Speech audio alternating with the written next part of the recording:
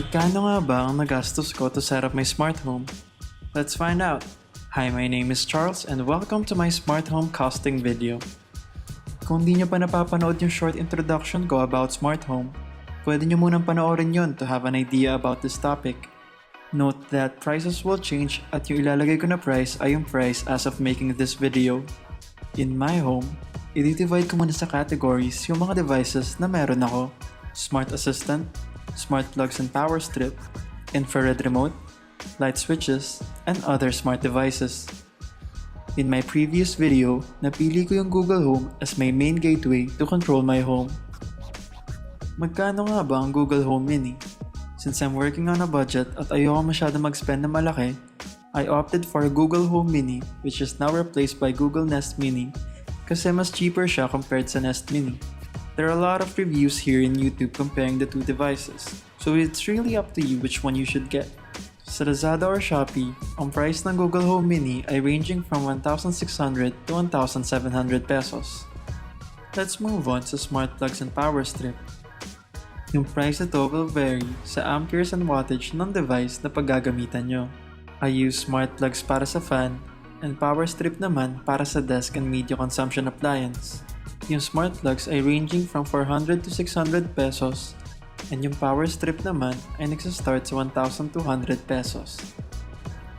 Yung IR remote naman ay ginagamit ko to control my soundbar, TV, and AC. Sa light switches naman na need ng neutral line ay depende siya kung 1, 2, or 3 gang yung gagamitin nyo.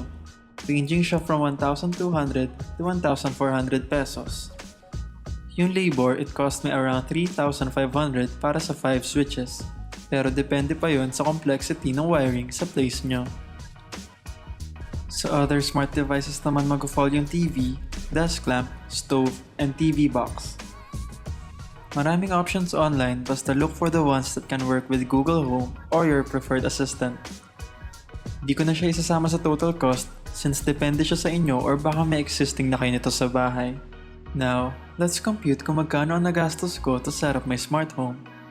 3 Google Home Minis, 2 smart plugs, 2 power strips, 2 smart IR remote, and 5 light switches. Here's the total cost. This will depend kung ilan yung bibilin nyo at kung gaano kalawak ang gusto nyong i-automate. As I've said sa first video, modular ang smart home at pwede ka muna bumili according to your needs.